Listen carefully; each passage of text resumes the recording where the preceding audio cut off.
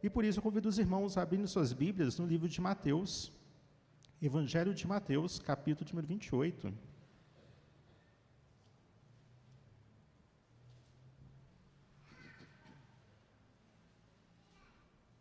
Mateus, capítulo número 28, versos de número 16 até o versículo de número 20. Mateus, capítulo de número 28, versos de 16 até o versículo número 20. É um texto bem conhecido por nós, da grande comissão, mas vamos trabalhar um pouquinho sobre o contexto desse texto. Mateus, capítulo 28, versos de 16 até o versículo de número 20. Eu vou ler, os irmãos, por favor, acompanhem. Mateus 28, versos de 16 até o versículo de número 20, que diz: Seguiram os 11 discípulos para a Galileia, para o monte que Jesus lhes designara. E quando o viram, o adoraram, mas alguns duvidaram. Jesus, aproximando-se, falou-lhes, dizendo: Toda autoridade me foi dada no céu e na terra. Ide, portanto, fazer discípulos de todas as nações, batizando-os em nome do Pai, e do Filho, e do Espírito Santo, ensinando-os a guardar todas as coisas que vos tenho ordenado. E eis que estou convosco todos os dias, até a consumação do século. Vamos orar mais uma vez. Senhor Deus e Pai, somos gratos a Ti, Senhor, pela Tua palavra, que nos edifica. A Tua palavra, Senhor Deus, que é lâmpada para os nossos pés e luz para o nosso caminho.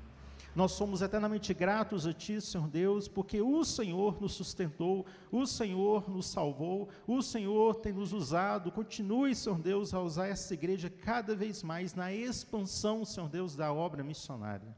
Assim nós oramos, em nome do nosso Senhor e Salvador Jesus Cristo. Amém. O pastor Paulo disse, que nós temos um trabalho missionário, um projeto missionário, e estamos envolvidos com a obra missionária já há alguns anos, mais ou menos uns 6, 7 anos, na África, em Angola. Tivemos a oportunidade de ir em Angola por 3 vezes, também na Namíbia, que faz divisa com a Angola. Um projeto também missionário que foi a curto prazo, que foi o projeto Mão na Massa, na Amazônia, construindo templos lá em poucos dias. E também no Paraguai, um projeto missionário que ficava no interior do Paraguai. Mas o projeto que a gente tem desenvolvido já há algum tempo, que graças a Deus tem caminhado quase que de forma independente em Angola, no sul de Angola. A África, quando nós falamos sobre a África tem 52 países. Muitas vezes as pessoas até confundem a África com o país. Realmente, tem lá a África do Sul, mas a África, como continente, tem 52 países. E nesses 52 países, nós podemos pensar na África dividida em 4 partes. Na parte do norte, no lado, vamos pensar assim, do oeste, que faz ali costa com o Atlântico, praticamente todos os países já são islamizados. Não quero dizer que necessariamente estão perseguindo os cristãos, mas a política, a administração, o comércio já é totalmente voltado para o Islã. Bem como também no lado norte e no lado leste. No lado do Egito, por ali, também há uma forte ênfase, já agora com alguns radicais, do Islã. Na parte do sul, centro-sul, nós temos a parte do leste, que é chamado de chifre da África, que tem a Somália e outros países mais, que são cada vez mais radicalizados. Há grupos lá que eles radicalizam mesmo e queimam igrejas e matam cristãos. Inclusive os diáconos, eu vejo os diáconos de prontidão, nesses lugares, muitos dos diáconos, eles ficam com arma nas mãos, granada, porque a qualquer momento pode chegar um grupo radical e explodir a igreja. Agora, do lado sul, do lado oeste, onde fica Angola, Namíbia, mais ao sul ainda, África do Sul, também há algumas influências, porém, ainda o cristianismo está sendo muito bem preservado, graças a vários fatores, o trabalho missionário, a própria cultura desses países, mas não tem sido fácil, visto que o continente africano sofre muito pelo lado econômico e social. Dificilmente você vai encontrar um trabalho missionário lá na África que não esteja conectado a uma obra social. Porque a forma, a situação social, principalmente do centro-sul africano, é realmente muito difícil. Porém, o nosso propósito é pregar o Evangelho e entender que a pregação do Evangelho tem uma base bíblica. Quando nós pensamos na pregação do Evangelho, o fundamento, a base da nossa pregação deve ser a ressurreição de Jesus. Dizer que Jesus Cristo existiu, realmente, muitos estudiosos, inclusive ateus, afirmam com toda certeza que o homem chamado Jesus de Nazaré, ele viveu há mais de 2000 anos atrás. Mas, de fato, ele ressuscitou? Sim, ele ressuscitou, porque ele é Deus. Quando nós olhamos para o texto, o contexto do texto é um contexto de ressurreição. Na verdade, quando nós pensamos no id, às vezes vem à nossa mente o texto, o famoso conhecido versículo 19, ide, portanto, mas o capítulo 28, ele aparece o termo ide por 3 vezes, não somente aqui, mas o texto também é anterior. Observe só, lá no versículo de número 10, o versículo 7 primeiro, que diz, ide, pois, depressa, dizei aos seus discípulos que ele ressuscitou. Agora, versículo 10, então Jesus lhes disse, não temais, ide avisar a meus irmãos que se dirijam a Galileia e lá me verão. Quando Jesus Cristo ressuscitou, no capítulo 2028, Maria Madalena, eles foram lá no sepulcro onde Jesus Cristo, a princípio, foi enterrado, mas eles não encontraram Jesus.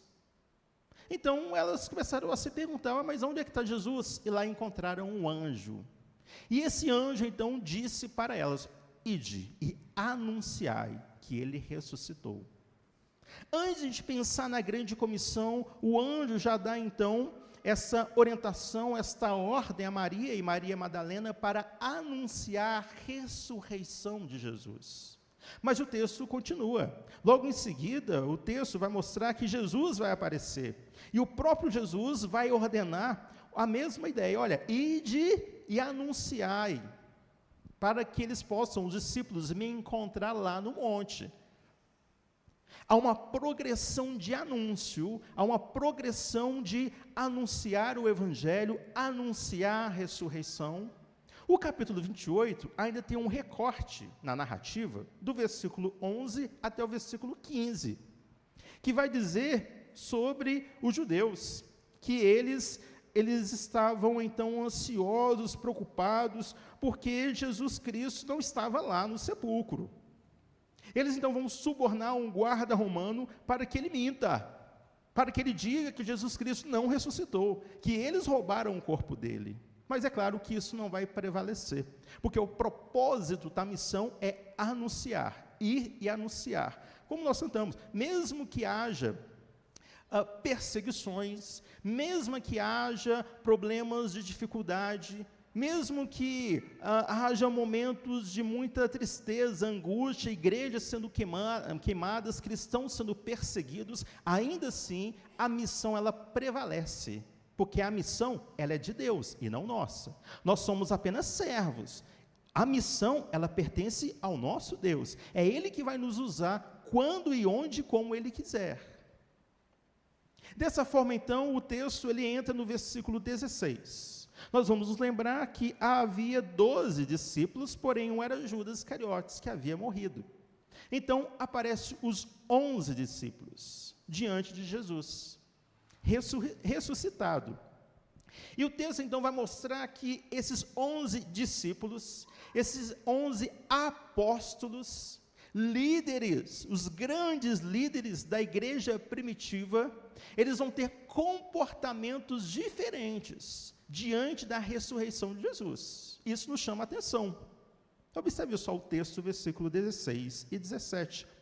Seguiram os 11 discípulos para a Galileia, para o monte que Jesus lhe designara. E quando viram, o adoraram, mas alguns duvidaram. Nós vemos aqui a diversidade da igreja. A igreja de Cristo, ela é una, ou seja, apenas uma igreja do Senhor Jesus, espalhado nos 3 tempos, passado, presente e futuro, em várias regiões do mundo. Dessa forma, a igreja, então, ela vai acabar tendo algumas culturas diferentes, línguas diferentes. Em Angola, por exemplo, às vezes participamos lá de cultos, onde há às vezes 3, 4 pastores, um do lado do outro. Um fala em português, porque lá eles falam português em Angola. Depois o outro fala na língua Kwanyama, depois o outro fala na língua Umbundo, depois o outro traduz em outro idioma. Porque há diversidade linguística e cultural. A igreja do Senhor é assim. A igreja do Senhor há pessoas altas, baixas, pessoas que moram no bairro, fora do bairro, mas o propósito, ele é um só. Testemunhar da ressurreição de Jesus. Testemunhar que Jesus Cristo é o nosso único Salvador. O texto vai mostrar também que alguns podem ter mais fé do que outros. Uns adoraram, mas outros duvidaram. Uns estavam convictos de que Jesus, aquele homem que estava à frente deles, era de fato Jesus Cristo que ressuscitou dentre os mortos. Outros, apóstolos, tiveram uma certa timidez da fé. Mas a igreja é assim. Fazemos parte disso, e por isso, uns devem ajudar os outros.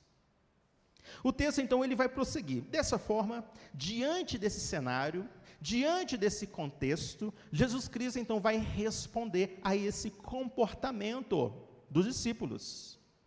Jesus Cristo, então, a grande comissão, na verdade, é uma resposta pastoral, que alguns adoram e outros duvidam.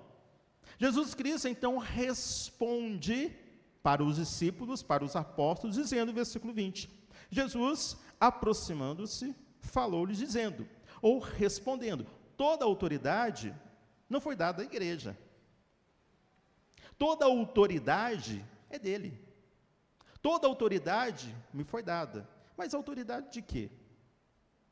A autoridade da obra missionária, a autoridade do trajeto de toda a nossa vida, a autoridade da igreja. Nós devemos adorar o Deus que criou todas as coisas. E o texto vai dizer, toda autoridade me foi dada no céu e na terra. É como que Jesus Cristo estivesse voltando a Gênesis. Ele volta, então ele está no primeiro livro do Novo Testamento, e de repente ele volta a Gênesis, no primeiro versículo da Bíblia, e diz, toda a autoridade, do Antigo ao Novo Testamento, de toda a criação, de toda a obra missionária, de toda a redenção, de toda a salvação. A nossa vida como um todo, toda a autoridade está entregue ao Senhor. Não nos pertence, pertence ao Senhor. A obra missionária é do Senhor.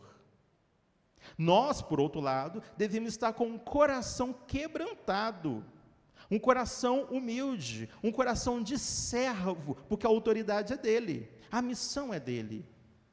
Em Angola, os pastores, eles têm é até estranho para nós, aqui do Brasil, porque lá, o pastor, ele costuma ter uma autoridade, muitas vezes até política, na sociedade. Isso é até estranho para nós. Porque para nós aqui, muitas vezes, os pastores, às vezes, dependendo, né, da situação, você fica até constrangido, devido, né, claro, muitas situações complicadas, mas lá não é bem assim. Aí, certa vez, eu recebi um angolano na minha casa, o líder da Igreja Presbiteriana de Angola. Pegamos o Uber, e o Uber, ele acabou fazendo uma curva mais fechada, que é quase que normal ali a situação, e ele assustou. E ele disse, olha, eu vou te exortar, porque eu sou pastor, eu tenho autoridade sobre a sua vida. Aí o cara do Uber olhou, mas não tem nada a ver com isso, né? Então, aí eu falei, pastor, aqui é diferente, Lá em Angola, os pastores têm autoridade. Aqui não é bem assim, na sociedade, né? É um pouco diferente, é outra cultura, é o mundo ocidental. Mas lá não. Muitos dos pastores, inclusive, eles participam, né, de momentos da política, mas é diferente daqui, né? Não há essa polêmica, e sim uma autoridade sobre a sociedade. Uma vez, né, estávamos no aeroporto, e aí a mala acabou sendo, tivemos um problema com a mala, e aí a mala tinha que colocar alguns objetos na nossa mala que já tinha sido despachada, um voo doméstico dentro de Angola, e aí eles falaram assim, olha, você não pode ir lá pegar a mala, porque a mala já foi despachada, está dentro do avião. Aí alguém chegou para o funcionário do aeroporto e falou assim, não, cara, ele pode, porque ele é pastor. Aí eu falei assim, o cara me levou na pista do aeroporto, quase que perto do avião, entregou a mala na minha mão, falou assim, olha, aqui você pode, porque você é pastor. Eu falei, olha, às vezes tem que tomar até um certo cuidado, né, porque não é bem assim também, né? Mas essa é a cultura de lá, é a forma como eles pensam, a forma como é trabalhado. Quando nós pensamos na autoridade espiritual sobre as nossas vidas, sobre o mundo, sobre toda a criação, devemos olhar para Jesus. Jesus é toda a autoridade da missão, da redenção, da obra missionária. E o texto, então, ele vai seguir. A partir do versículo 19, nós temos aqui 4 movimentos que Jesus Cristo ele vai colocar dentro desse contexto, ou dentro dessa resposta aos discípulos. E o primeiro movimento que ele vai colocar, o primeiro verbo aqui descrito, é o ide. Ou seja, uma igreja que se move. O ide aqui significa uma igreja, os discípulos, os servos, membros da igreja, que se move. Não é uma igreja estática, não é uma igreja parada. Mas quando nós pensamos no movimento da igreja, devemos pensar em quê? O que pode vir na nossa cabeça no aspecto de movimentação? A missão, ela vai muito além da geografia. Quando nós pensamos na geografia do mundo, ele está em constantes mudanças. A geografia do mundo muda o tempo todo, por meio das guerras, por meio de conflitos. Mas a obra missionária, ela se movimenta. O movimento missionário, ele vai além da geografia.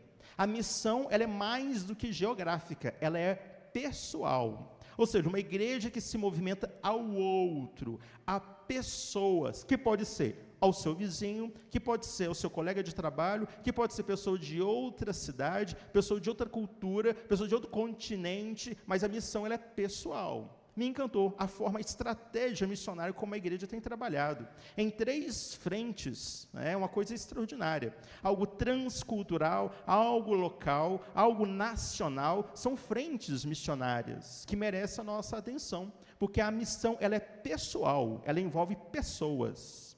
Por isso que quando nós estamos lá na APMT, sempre enfatizamos de que a missão dificilmente você deve, você colocar a ideia, focar mais em um país do que pessoas que estão naquele país. A nossa missão é alcançar as pessoas, é discipular o outro por meio da sua fala, por meio do seu comportamento, por meio da sua honestidade, por meio do seu pensamento, por meio do modo como você cuida da sua família. Isso é missão.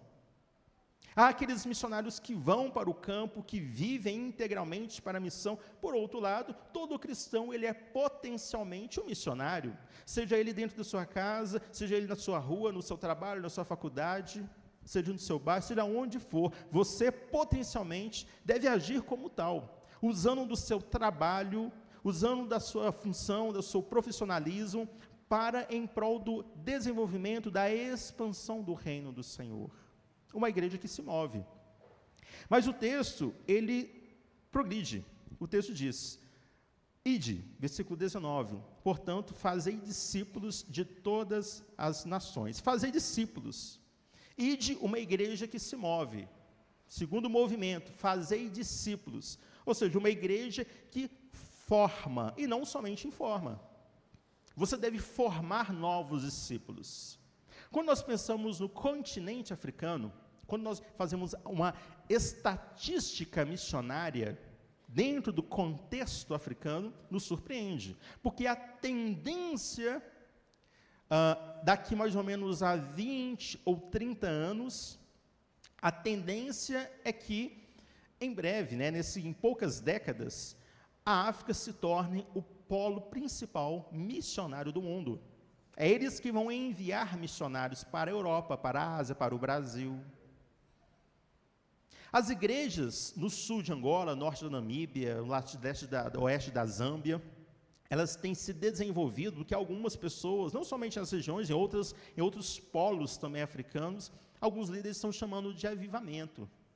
Igrejas que se reúnem durante cerca de 6 horas, 8 horas, pregações de 3 ou 2 horas. Eu não vou fazer isso aqui hoje, mas há cultos longos. com pessoas, com igrejas, né, cerca de 500, 1.000 pessoas. É muito comum isso. Então chegaram e falaram: olha, pastor, você, eu sei, né, quando estava lá, você é do Brasil, né, e no Brasil lá a cultura é diferente, né, não tem problema, a cultura lá é um culto um pouco mais breve, às vezes 1h30, 2 horas de culto, né, é um pouco menor, mas aqui, né, a gente vai facilitar um pouco a sua vida, você pode pregar aqui em torno de 2h30, 3 horas para nós, de pregação, é tranquilo. Eu falei: não, mas eu não consigo. Não, pastor, então 1h30 de pregação já dá. Mas é outro contexto. Quando nós pensamos, por exemplo, na Europa hoje, a Europa se tornou o continente mais desafiante para ser evangelizado, para fazer o trabalho missionário. O berço do protestantismo. França, Inglaterra, Holanda, Espanha, Portugal. Há pouquíssimas igrejas, e muitas dessas igrejas, na verdade, são frequentadas por estrangeiros, brasileiros, africanos. Dificilmente você vai encontrar uma igreja cristã, verdadeiramente cristã, cheia de nativos europeus, devido ao seu desenvolvimento, né, ateísta e outros movimentos mais. Então, esse é o mundo, é o cíclico, essa é a nossa geração, e que nós devemos estar com o coração disposto para fazer novos discípulos, é a multiplicação. O pensamento missionário do Islã é muito mais sofisticado. Eles, por exemplo, encontrei um muçulmano lá em Angola, ele era o dono de um comércio. Eu perguntei para ele: olha, que legal, né? Você veio, né, lá do norte da África para cá, da Síria, e para fazer negócio aqui, está dando certo? Eu falei: não, eu não vim para fazer negócio aqui. Realmente, o negócio é um instrumento meu que eu sobrevivo, mas o meu maior propósito foi a multiplicação do Islã, para fazer novos discípulos do Islã. Fora a ideia dos filhos, né, e outras estratégias mais, nas questões, por exemplo, políticas. Na Guiné-Bissau, né, já estão sendo eleitos deputados, vereadores, senadores, com pensamento islamizado. Então, eles querem legislar, né, desenvolver leis em prol do muçulmano, em prol do Islã. Essas são as frentes missionárias. E nós? E nós? O que nós estamos fazendo como igreja, como membros, como fiéis ao Senhor, para a expansão do reino? Uma igreja que forma, e não somente informa. Você deve formar novos discípulos, chamar pessoas para vir à igreja, para ouvir o evangelho, convidar novas pessoas. Essa é a nossa vocação. E o texto, então, ele vai continuar dizendo: ide, portanto, fazei discípulos de todas as nações, batizando-os em nome do Pai, e do Filho, e do Espírito Santo. Quando nós pensamos na ideia do batismo, o que é o batismo? A nossa confissão de fé afirma que o batismo é, então, um testemunho visível de uma fé invisível. A ideia de você testemunhar publicamente a quem, de fato, você crê. É você mostrar para o público, para a sociedade, para a igreja, que Jesus Cristo é o seu único Salvador. Esse é o batismo, essa é a essência do significado do batismo. É claro que envolve a formalidade, envolve a água, envolve um culto, né, especial, mas a essência do significado é você testemunhar publicamente, no aspecto visível, aquele que você crê, aquilo que você acredita que Jesus Cristo é o seu único Salvador. Quando Jesus Cristo coloca a ideia do batismo, a ideia do testemunho visível. O testemunho visível, como a sociedade te vê. Como você testemunha a sua fé. Porque nós temos, de fato, a cerimônia do batismo, mas a nossa vida de um batizado, a nossa vida de um verdadeiro cristão. Nós participamos da cerimônia, algo maravilhoso, algo abençoador, mas a nossa vida está testemunhando aquilo que nós praticamos, ou melhor, aquilo que nós vivemos, aquilo que nós fazemos como ritual. Será que a nossa vida está testemunhando de fato o batismo? Qual é o seu testemunho? O batismo, então, aponta para uma igreja que testemunha de forma pública que nós acreditamos e, se for necessário, até mesmo morremos por Cristo Jesus. E de uma igreja que se movimenta em direção ao outro, fazer discípulo, ou seja, uma igreja que forma e não somente informa, batizando, uma igreja que testemunha publicamente a sua fé. Como você tem testemunhado publicamente a sua fé? Muitas igrejas africanas, lembrando, que Angola é um dos 10 países mais ricos de todo o continente.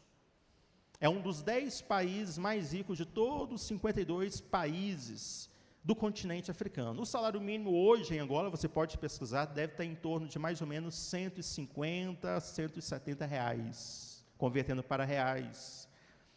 Ou seja, as igrejas lá são muito diferentes das nossas. Nós temos privilégios que Deus nos dá, que muitas vezes nós não valorizamos. Um banco confortável, ar-condicionado, um microfone. Depois, posso até mandar algumas fotos, mas há várias igrejas que funcionam debaixo de uma árvore, é muito comum. Os bancos serem pedras, ou pedaços de toco, de madeira, muito comum. Porque a essência da igreja é testemunhar do Evangelho. Como nós estamos testemunhando do Evangelho? Como é que nós estamos pregando o Evangelho por meio da nossa fala, aos nossos familiares, aquela pessoa difícil mesmo, que te persegue? Como você tem testemunhado do Evangelho? Como você tem falado do Evangelho? Como você tem vivido do Evangelho?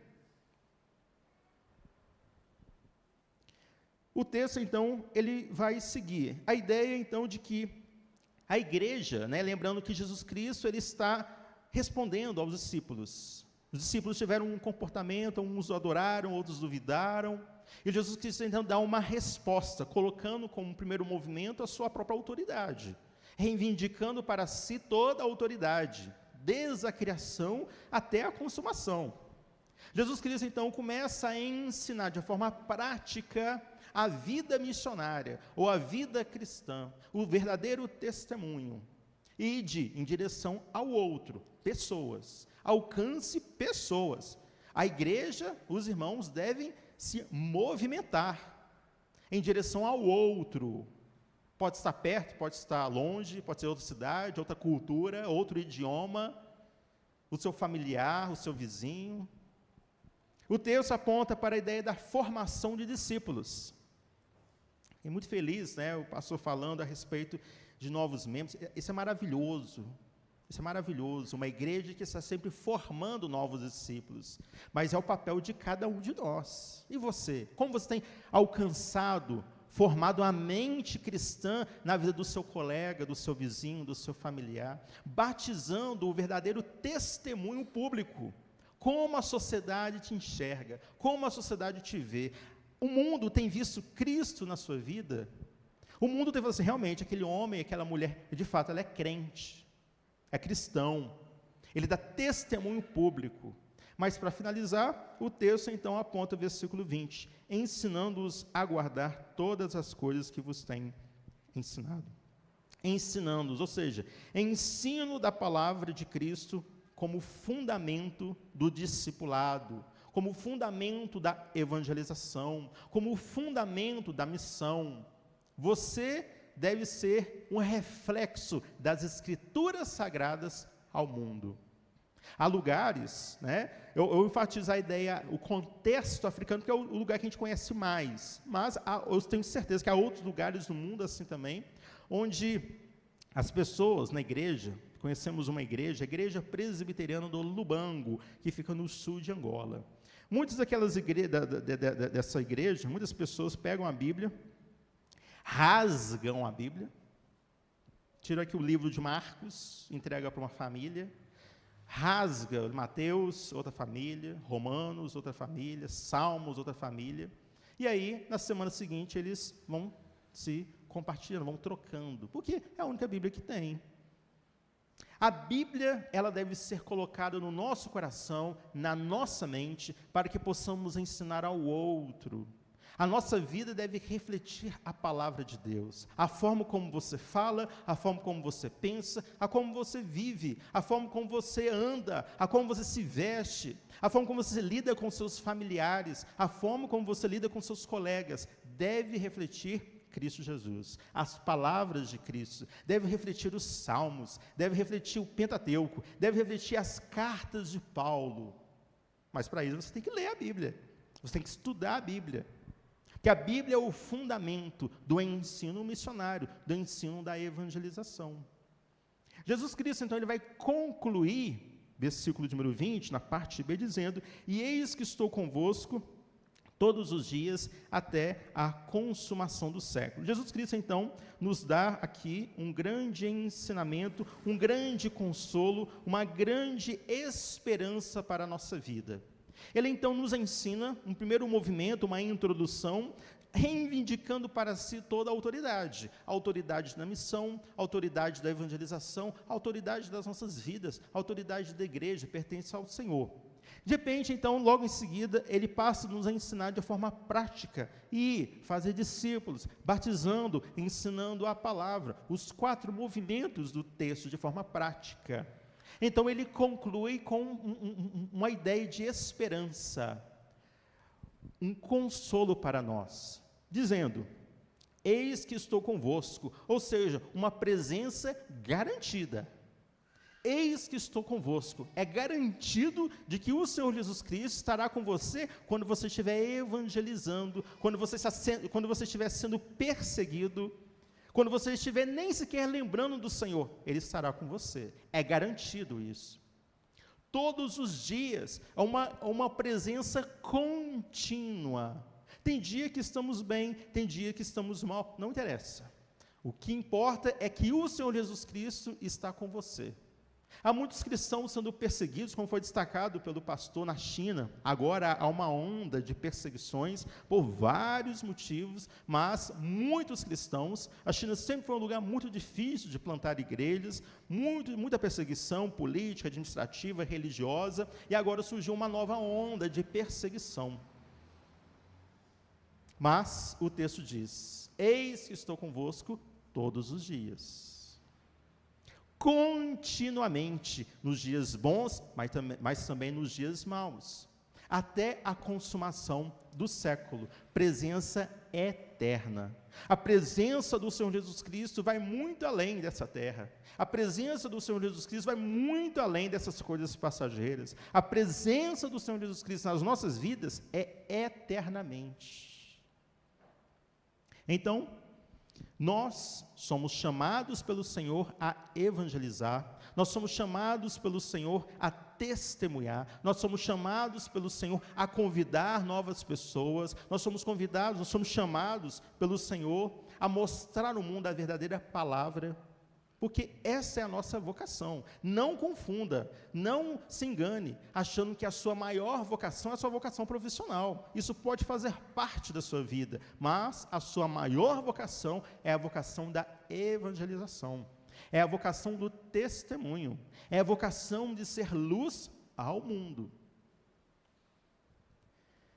Em Angola, nós desenvolvemos um projeto, isso a partir de 2018, em 2019 foi a minha primeira ida, né, mas desde 2018 envolvido lá, onde foi desenvolvido um segundo instituto. Né, lá são 2 institutos, 2 seminários, que tem um no norte, em Luanda, e agora um no sul, no extremo sul de Angola, para formar novos líderes, formar novos pastores, novos missionários.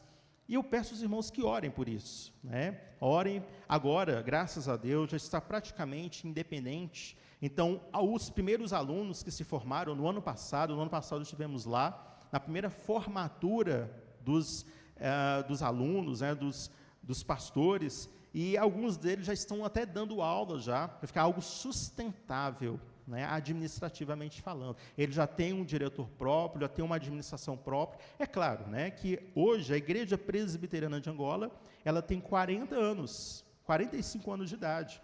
A Igreja Presbiteriana tem mais de 160 anos. Então, é como se fosse um filho da Igreja Presbiteriana do Brasil. É como se fosse a IPB no ano 1900. Então, estão começando agora, desenvolvendo agora, porém, como diz a Bíblia, a seara é enorme. Enquanto que aqui em Belo Horizonte, nós temos, às vezes, cerca, de mais ou menos 300 pastores na região metropolitana de Belo Horizonte, para mais ou menos 200 igrejas. Lá, muitas vezes, você vai encontrar um pastor formado para atender um estado inteiro. Um estado inteiro. Então, a formação de novos pastores, de novos líderes, vai atender uma parte dessa situação, porque a seara, ela é muito grande. E nós, como cristãos, somos chamados, convidados, convocados pela palavra de Deus a sempre estar orando, sempre estar investindo, sempre estar pensando, conscientizando a obra missionária. Lembre-se que Deus, Ele multiplica os recursos. A nossa vocação é a vocação de estar com o coração missionário, com a mente missionária, porque a obra pertence a Deus. Feche os seus olhos e vamos orar a Deus mais uma vez. Senhor Deus e Pai, somos eternamente gratos a Ti, Senhor, pela Tua palavra. Nos use, Senhor Deus, continue, Senhor Deus, a usar esta igreja em prol do Teu reino. Continue, Senhor Deus, a usar o pastor Paulo, cada vez mais, Senhor Deus, sendo usado pelo Senhor na expansão, Senhor Deus, da Tua palavra. Louvado seja o Senhor por este lugar. Louvado seja o Senhor por este conselho, por esta igreja, que tem, Senhor Deus, demonstrado fiel, Senhor Deus, a Tua palavra, fiel, Senhor Deus, a obra missionária. Louvado seja o Teu nome, Senhor Deus, por esse lugar. Continue a usar, Senhor Deus, essa igreja, continue a usar cada um de nós, para que o Teu nome seja glorificado. Assim nós oramos, em nome do nosso Senhor, Salvador Jesus Cristo. Amém.